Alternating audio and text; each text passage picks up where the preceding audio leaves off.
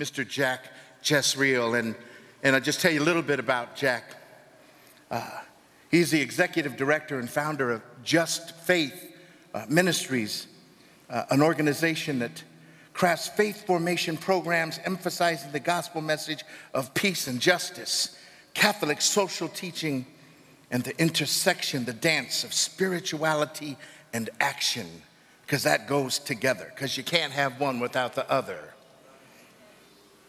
And Jack holds a Master of Divinity from a ba, ba, ba, ba, ba, ba, ba.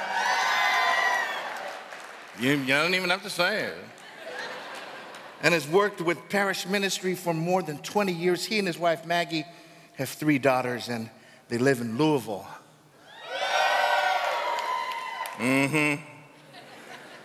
I once was lost, but now am found. Was blind, but now I see. Amazing grace, amazing grace, how sweet the sound that saved a wretch like me. I once was lost, but now am found. Was blind, but now I see. Let's welcome Mr. Jack Jezreel.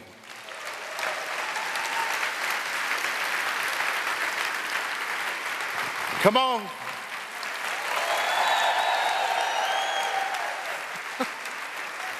I just met Jack this morning.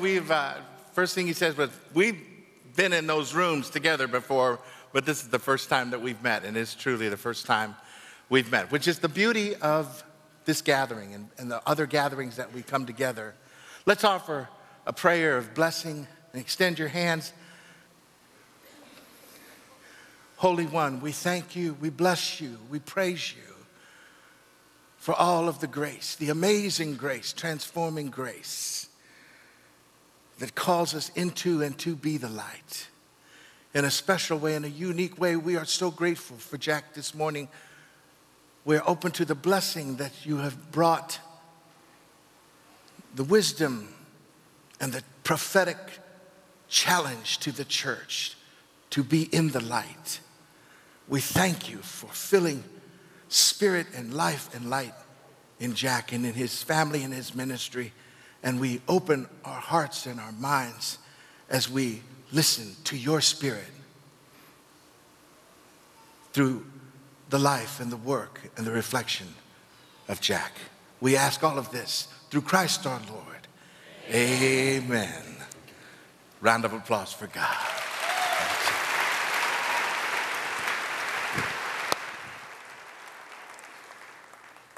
Well, good morning, everybody.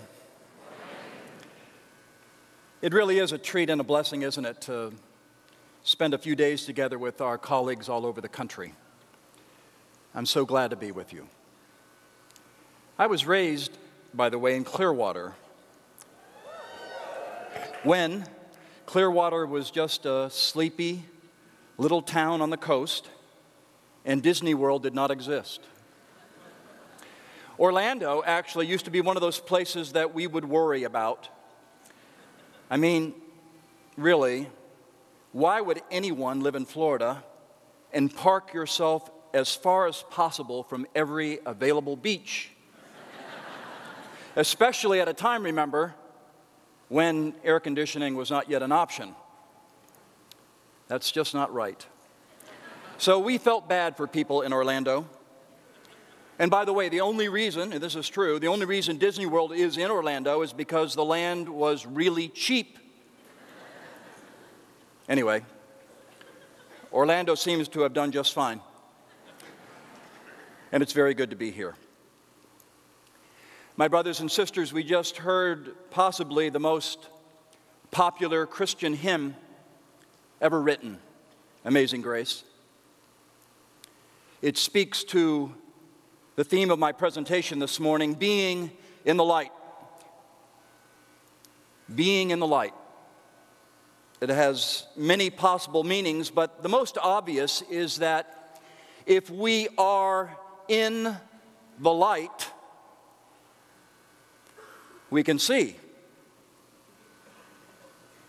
Amazing grace, how sweet the sound that saved a wretch like me. I once was lost, but now am found, was blind, but now I see. Now I see. See what? This is actually not a song or a story about a physical healing.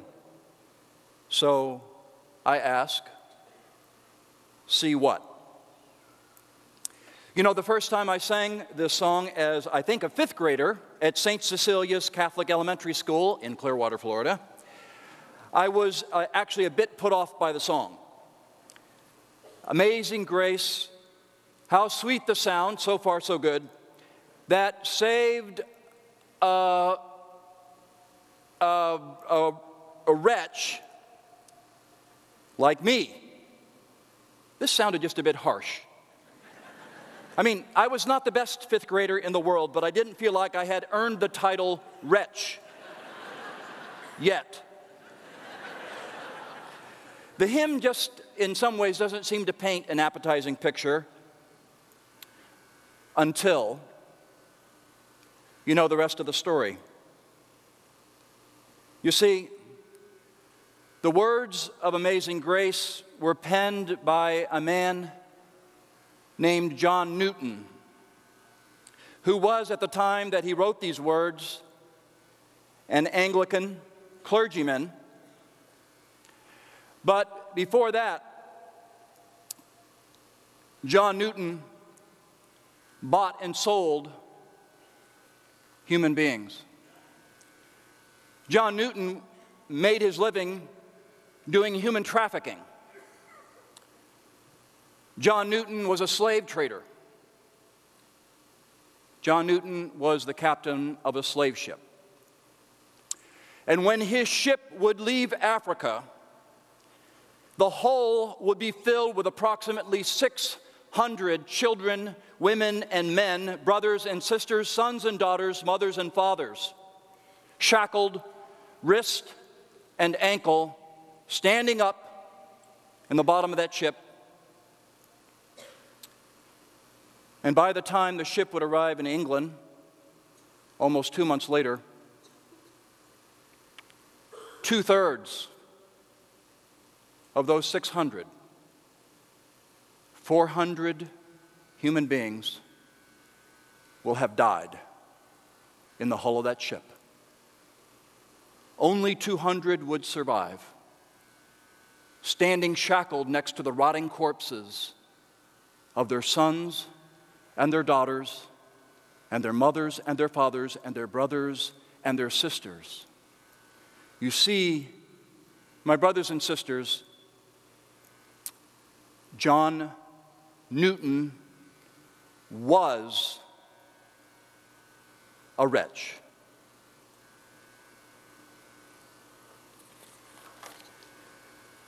But something happens to John Newton.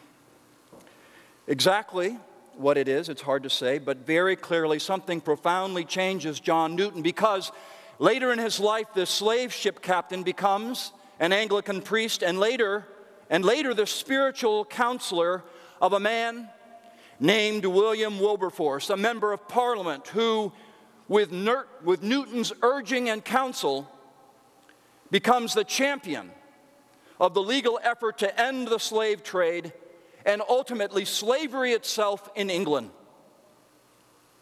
John Newton, at one time a beneficiary of the slave trade, a man who got rich selling people, becomes an important part of the movement that seeks the very demise of slavery. It's nothing short of remarkable. And so Newton's words become particularly poignant. Amazing grace, how sweet the sound that saved a wretch like me. I once was lost, and now I am found. I was blind, but now I see. In so many ways, my brothers and sisters, Newton's words and stories speak of a familiar but powerful drama, the story of human transformation. Biblical, Christian, and human history is filled with the compelling testimonies of people who somehow and with God's help become strikingly different. And part of what is different is that they are people who become more invested in the lives of those that they previously could not see. People they had previously ignored or avoided or derided or hated or in some cases sold. The story of John Newton echoes the story of, for example, St. Francis of Assisi and Mother Teresa and Archbishop Oscar Romero and thousands of people of faith who, prompted by the deepening of their faith in God, consequently find themselves drawn into a relationship with the other. And the other here is defined simply to mean the one whom we've been taught to ignore, to be suspicious of, to think less of, to think as different from ourselves, or to consider less valuable, less human, less worthy. For people who are rich, the other may be people who are poor.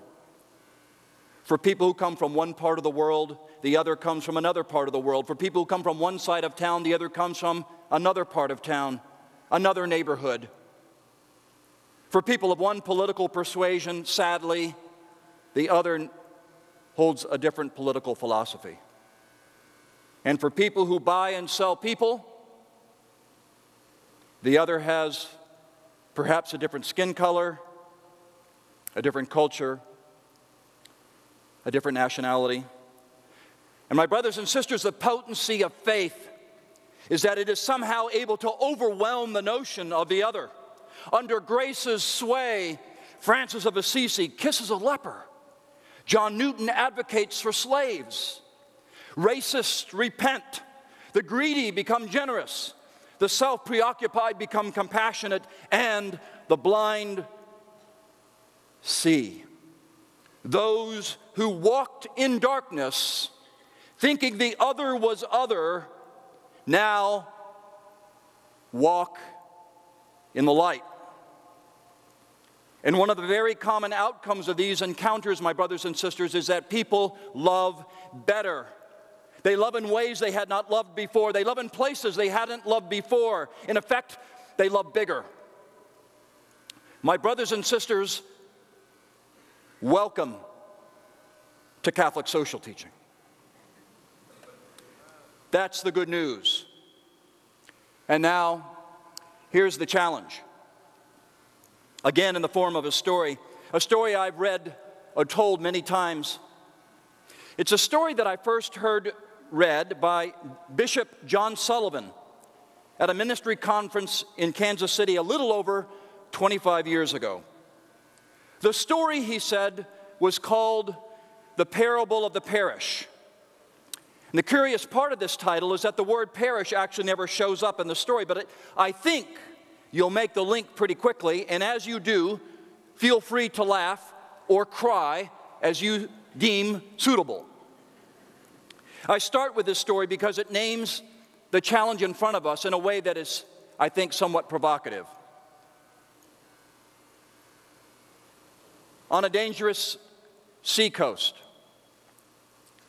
where shipwrecks often occurred, there was once a crude little life-saving station. The building was just a hut. There was only one boat, but the completely devoted members kept a constant watch over the sea, and with no thought for themselves, they went out day and night, tirelessly searching for the lost. Many were saved by this station, so it became famous.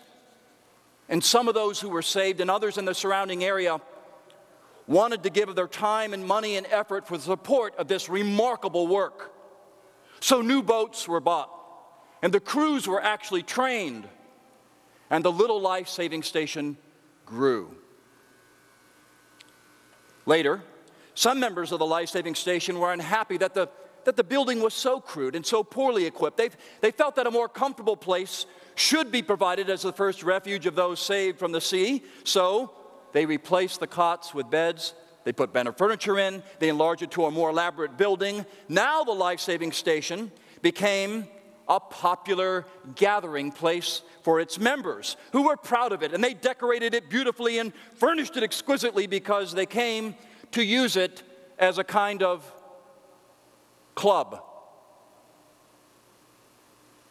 That was actually an opportunity for you to laugh. Fewer and fewer and fewer of the members remained interested in going to sea on life-saving missions. So, instead, they hired lifeboat crews to do that work. Now, the life-saving motif still prevailed in the club decorations, however, and there was a liturgical lifeboat in the room where club initiations were held. About this time, a large ship was wrecked off the coast, and the hired crews brought in boatloads of cold, wet, half-drowned people. They were dirty and wounded and sick, and some had differently colored skin. The beautiful new club was left untidy and muddy, so the property committee immediately had a shower house built outside of the club where the victims of shipwrecks could be cleaned up before coming inside. At the next meeting, there was a split in the club membership. Most of the members wanted to stop the club's activities of life-saving as being somewhat beneath them and an unpleasant hindrance to the normal social life of the club. Some of the members insisted that they were known as a life-saving station and their primary purpose was life-saving. But they were finally voted down and told that if they wanted to save all the various kinds of people with different colors of skin and strange languages and odd religions who were shipwrecked on those waters, they could start their own life-saving station down the coast. And that's what they did. And as the years went by, the new station experienced the same changes that had occurred in the old. It evolved into a club.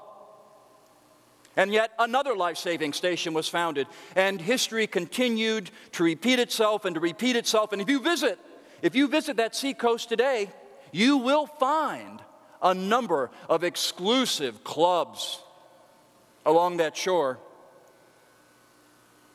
Shipwrecks? Shipwrecks are still frequent in those waters, but today, most of the people drown. The parable of the Parish. I'm sure that one of the reasons that the bishop elected to tell this story was out of the pastoral interest to challenge and to warn. It is certainly a cautionary tale.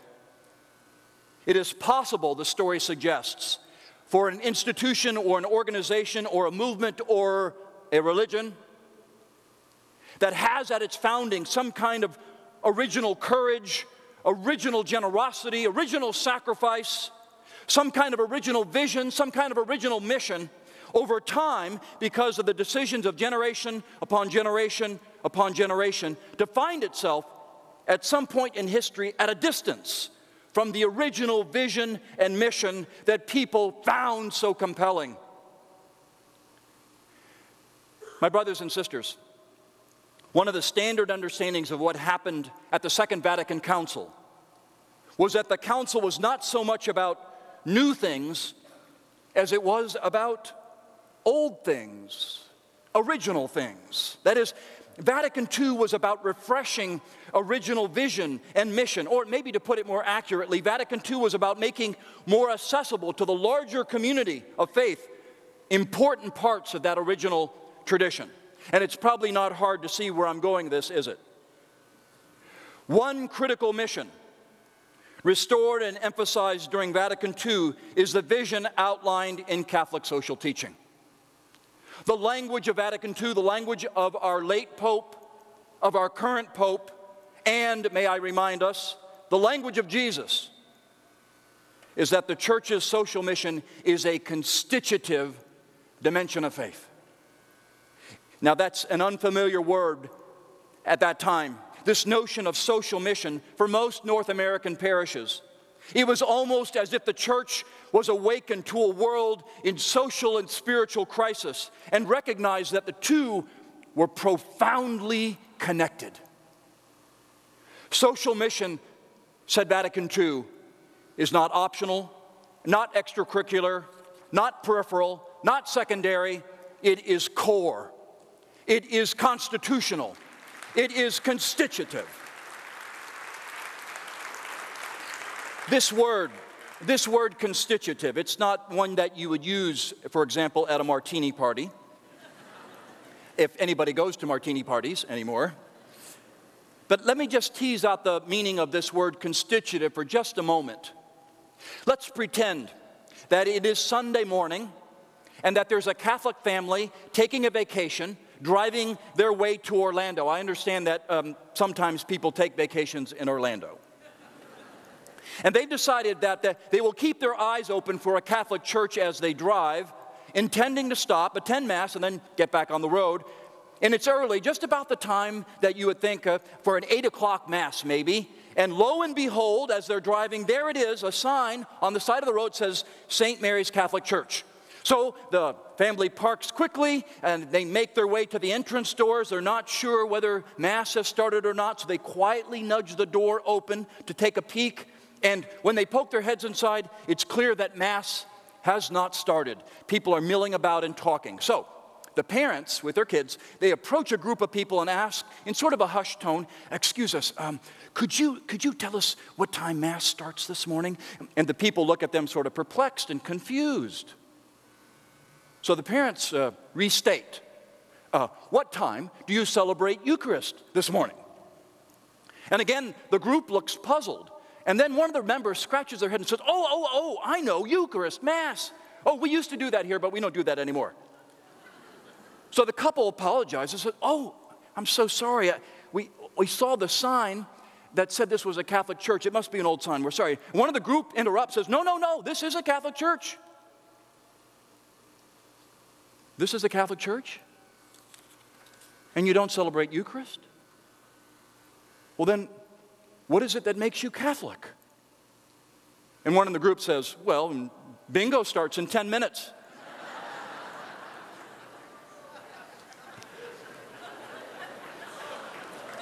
Well, as awkward as that story is, the following should be just as awkward, my brothers and sisters. Let's pretend that instead of a family passing through town on vacation, a young professional woman actually moves into town. And no sooner are the boxes unpacked and the furniture in place than she drives to the local parish, eager to establish new membership in her local Catholic parish. The ink is not even dry on the registration form. She rubs her hands together, looks at the parish office staff, and announces excitedly, "It's so good to have a church home, and it's so nice to meet all of you, and I can't wait to get involved in whatever ministries you offer working with those who are poor." The staff and the volunteers in the office look a little confounded. One of them remarks, "You know, I saw a poor person once. But to be honest with you, we really don't have much to do with them at this church." The new parishioner, once a Jesuit volunteer in her young life, is now the one who looks confounded. She replies, "You don't do anything to address poverty here? And this is a Catholic parish?" And then this key question follows. Then what is it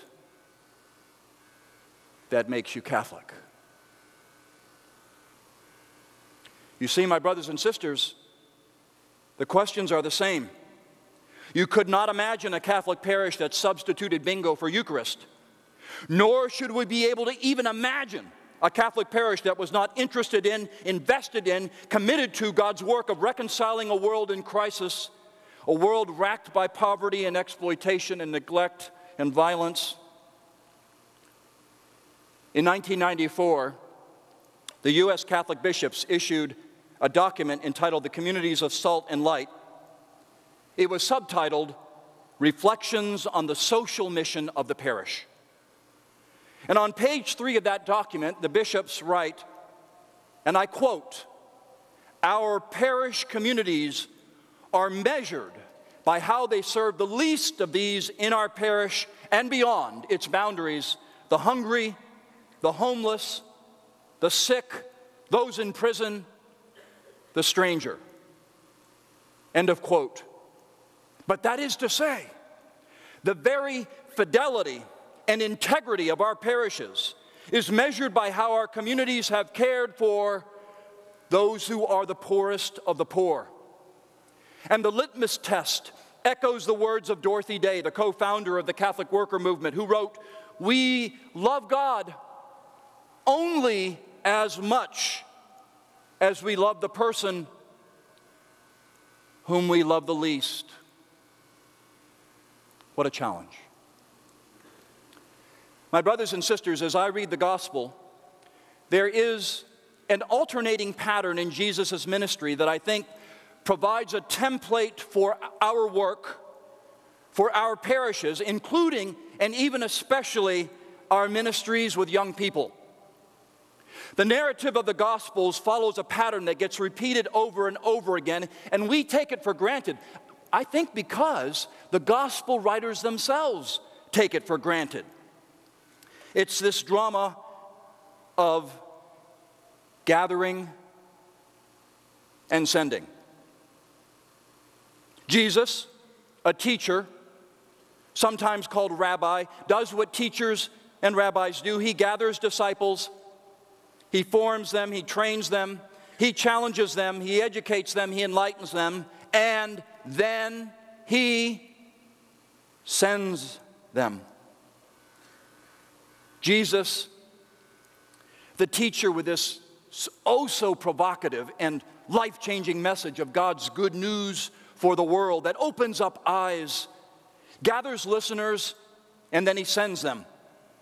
And then Jesus' disciples, after Jesus has been crucified and raised, like their master, their role model, their Messiah, they also gather listeners and believers, and then they send them.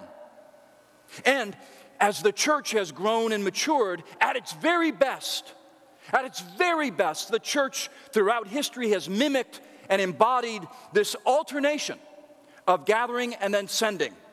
The church gathers and the church sends, and then it gathers again, and then it sends again. So let me quickly define my terms, my sisters and brothers. Gathering in the 21st century church is the work of religious education, Bible studies, catechesis, youth ministry, spiritual formation. Gathering is the work of liturgy or worship, that is, gathering the people of faith for prayer and sacrament. It's the stuff of retreats and convenings like this one, gathering people from all over the country. Gathering is the nurture, the preparation, the celebration, the education, the discernment. Most of the time, gathering happens geographically, as you would guess, at the home base, the mothership. That is, gathering happens at parish property. At its best, gathering speaks to the sense of getting ready. Perhaps getting ready for some particular event like baptism or confirmation, but more generally, getting ready for the larger event called the work and commitments of our faith, the work and commitments of our life. Gathering is what happens at Sunday liturgy or celebrations like weddings or ordinations. Gathering is the many social occasions to be together, fish fries, potlucks, parish festivals. Gathering is the Lenten retreat or the Advent mission or the revival. Gathering is the RCIA, it's Life Teen, it's marriage prep. Gathering is about nourishing faith, nourishing the community, about remembering our story, sharing in Eucharist, and being prepared for the second part of the drama called sending. And sending is about mission. Sending includes helping to resettle refugees in our hometowns or serving meals at a soup kitchen. It's advocating for immigrants, those who are poor and vulnerable. It's providing a safe place for battered women, or providing care for battered soldiers, or caring for the hurricane battered in Haiti or New York. The work of agape, which we're called to by definition, is that the love we're called to knows no exceptions and finds its way especially to the wounded places. Sending is Maryknoll lay missioners and Jesuit volunteer corps and St. Vincent de Paul home visits and justice walking and young neighbors in action. It's the work of community organizing and peacemaking. It's about making a place in our homes for women with difficult pregnancies. It's the work that is outlined and given a vocabulary by this extraordinary tradition called Catholic social teaching. And the proclamation of the reign of God is to invite a mission statement for our lives. And the touchstones of Catholic social teaching include the common good, the dignity of every human life, the dignity of creation.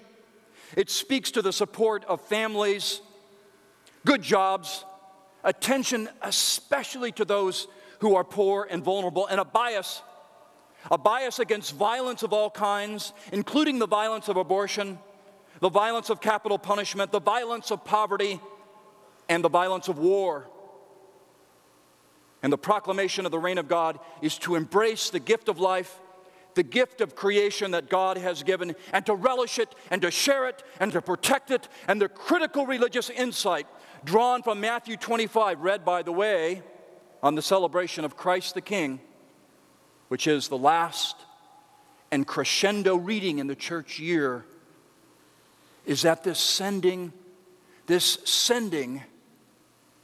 is a necessary part, a constitutive part of what it means to be in relationship with God. Whenever we tend to those who are poor or hungry or naked, we tend to Jesus. To know compassion for God's poor is to know God.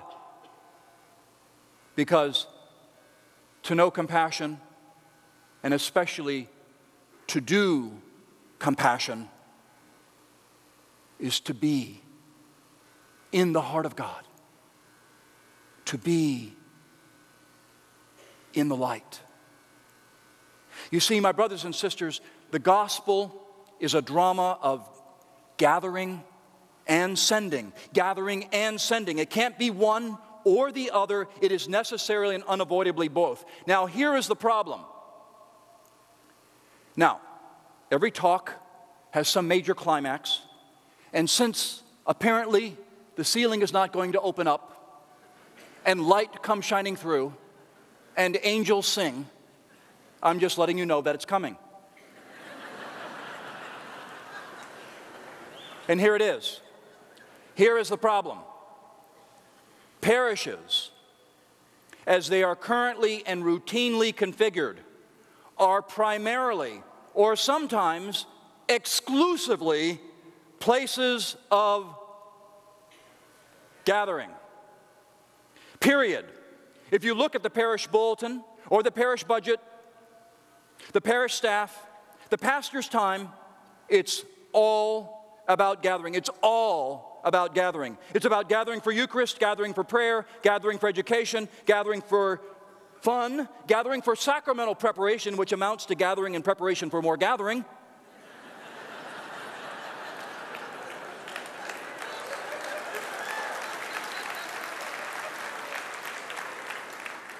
One telltale indicator of this is the fact that the most repeated Catholic question is, what time is Mass? Which means, what time are we gathering? And so often the parish calendar is just one very, very long list of gatherings. Now, let me be clear. I'm not bashing gathering.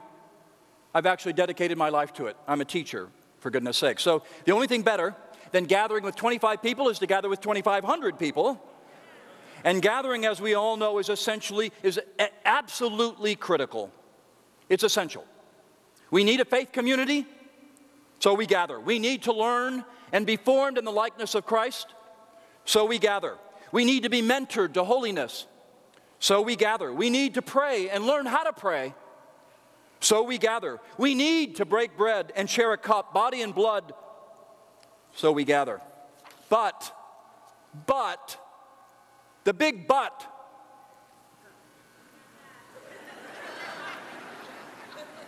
but gathering, disconnected from sending, ultimately mutates into something impotent, something less than the gospel, and something less than what was so very compelling about Jesus and the church he inspired.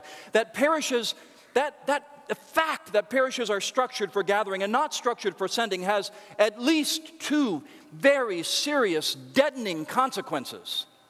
First, parishes that emphasize gathering and not sending they become static because they've lost their mission. I saw this bumper sticker about 4 years ago. It said, "Look busy, Jesus is coming." And that's not enough. Gathering, you see, my brothers and sisters, gathering is for the church, but the church is for the world. Parishes that do not structure themselves for mission, for outreach, for justice, compassion, charity, advocacy, solidarity, and peacemaking are parishes, quite frankly, that have been reduced to puny expressions of the gospel. Cheap grace. Because really, think about this. What authentic or potent religious tradition is primarily concerned about itself? The critical question for parishes to answer is not just, what time is Mass? The other question that parishes have to be able to answer is, what heroic, healing things does this parish do for the world, and how can we be involved? And don't you think that that's a question that young people want answered?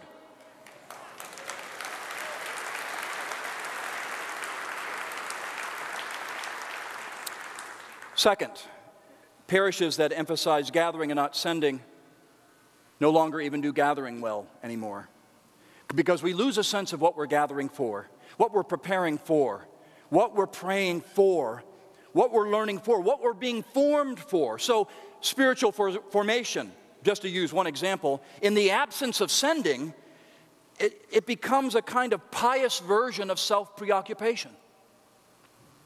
Eucharistic celebration even gets turned in on itself. So instead of go in peace to love and serve the Lord and one another, it's go in peace and make sure you come back next week. Period. My brothers and sisters, this is the hardest thing I'm going to say. It's time that we religious educators, we youth ministers, we liturgists understand that we can't do our job without a focus on compassion and justice, without an eye toward mission. My brothers and sisters, parishes lose members. Parishes lose members, especially young people, not because they're wrong, but because they're not compelling. They're not heroic, they're not relevant, they're not courageous. Our children need and want a church that is heroic like Jesus, like St. Francis, like Dorothy Day, like Mother Teresa. Our children want to be challenged to their bones. Our children want to be invited to something that will ask a lot of them. And so do we. And here is the absolutely fabulous good news. Wonderfully, the Catholic tradition has a most robust tradition of sending, perhaps the most robust tradition that I know of, expressed in literally hundreds of organizations like Catholic Relief Services, Catholic Campaign for Human Development, Maryknoll, Pax Christi, Catholic Charities, Jesuit Volunteer Corps, Franciscans, Daughters of Wisdom, Benedictines, Missionaries of Charity, and thousands of more. The Catholic Church has people inspired by their faith working with those who are poor, abandoned, dispossessed, discarded in nearly every country in the world. Mother Teresa, is one of us. Dorothy Day is one of us. Father Damien of Molokai is one of us. Gustavo Gutierrez is one of us. Oscar Romero is one of us. Sister Dorothy Stang is one of us. Father Greg Boyle is one of us. If you needed a reason to be proud to be Catholic, just look at the cloud of witnesses. Just look at the cloud of agencies, the cloud of care and love and compassion, which has been inspired and empowered and set loose by the Holy Spirit in this world, by this church called Catholic. Just walk up and down the exhibit hall.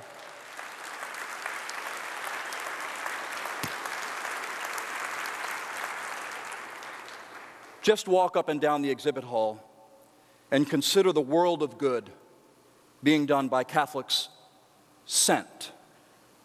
And one example which I'm proud to highlight is the initiative by Catholic Relief Services called Catholics Confront Global Poverty.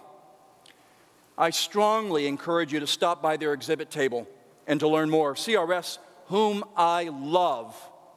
Don't you?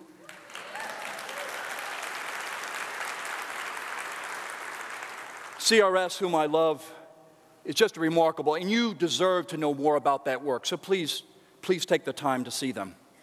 With that said, what I find so interesting, however, is that historically, almost every one of these remarkable expressions of sending have been lodged outside of parish structure. Indeed, the challenge that many of these excellent organizations have tried to address over the last decade or two is how to get into the parish. So a prior question that we might ask is, how did it happen that social mission ever got outside the parish? In other words, why when I want to serve the poorest of the poor, do I have to go somewhere else? So why not instead parishes that ask everyone not only to participate in Eucharist, but to commit themselves to a social ministry just like Mary Knoll or the Missionaries of Charity ask every one of their members as a constitutive dimension of what it means to be a member of that Catholic parish. Why not divide every parish into teams of 12, young and old, and ask that team of 12 to commit themselves to at least one refugee family, or one neglected patient at a nursing home, or one at-risk child who needs tutoring and a little cloud of friends? Why not create a list of advocacy options and invite teams of 12, young and old, to make a commitment to CRS or Catholic Charities or St. Vincent de Paul or Respect Life, and then that team of 12 become the catalysts and the organizers of parish activity for that particular ministry? Why not teams of 12 young people, small faith communities that pray together, study together, and, as a constitutive dimension of being a part of that community, reach out together? Why not organize 12 doctors in the parish into a local version of Doctors Without Borders? Why not a team of 12 adults and youth sent by the parish to Haiti? Why not a team of 12 young people to start a community garden and provide produce to low-income families? Why not a team of 12 groomed for and practiced in community organizing? Why not a team of 12 to work with at-risk moms? Why not a team of 12 plumbers to rehab the houses of low-income and at-risk families? We will call them the Holy Plumber Society. Why not half the parish budget for gathering and half the parish budget for sending?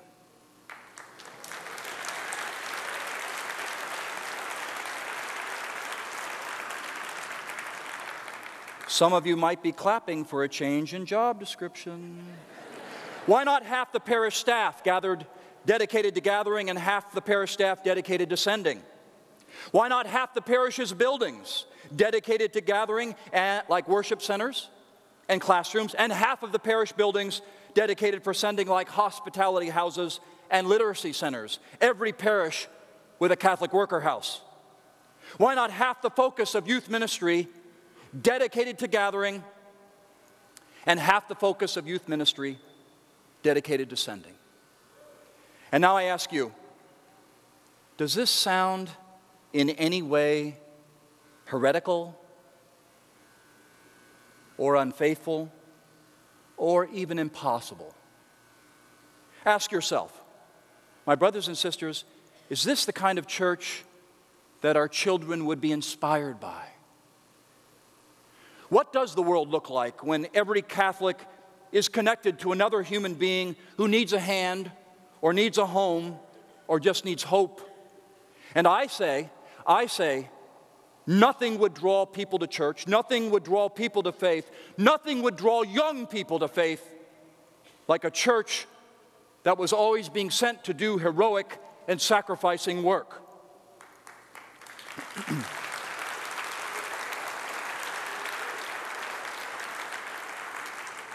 Now, some of you know I have spoken words like these before in other places. And I speak them this morning, however, with a hunch. And the hunch is this: if the parish is ever going to be reimagined, if the parish is ever going to be renewed and recreated as a church on a mission, it will probably not happen because of 50-year-old white men. Speaking unofficially, on behalf of white 50-year-old men, my brothers and sisters, we have done a lot of damage to the world. No. If there's going to be a new vision, if there's going to be a new dream that inspires, it will probably happen somewhere else. It will probably happen with young people. In fact, it has to happen with young people.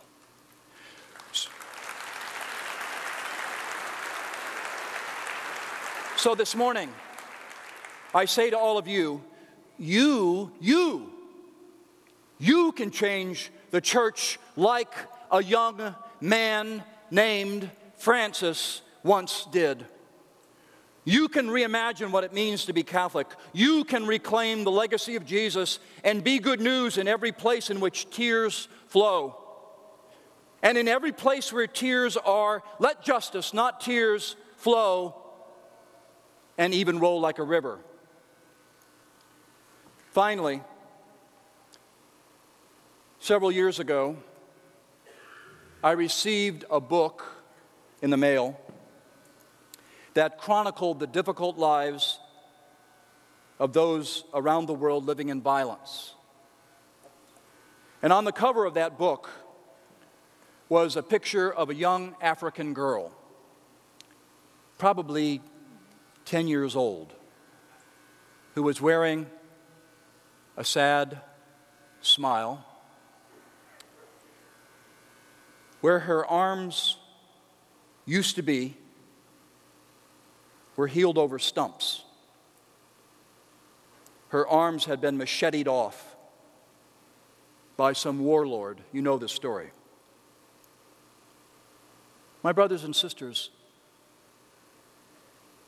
the God that I know,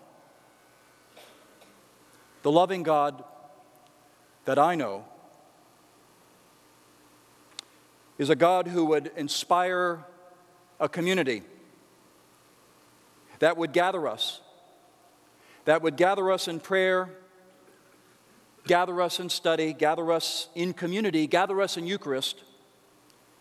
And after we had been formed and made ready, that community of faith would send us, and we would want to be sent. And that community of faith would send us to that little girl. And that community of faith, being in the light, would form us in a way that we would not be satisfied in the name of God until the world was a place where little girls and little boys and all people could laugh and grow and be safe and know love. My brothers and sisters, you who work side by side with young people, do we have anything more pressing to do? Do we have anything more interesting to do? Do we have anything more challenging to do than to form people who will save lives and save dreams and save hope and be good news to those who are poor? So go in peace. And I pray to God, for the sake of all of us, that our work bears fruit 100-fold. Thank you very much.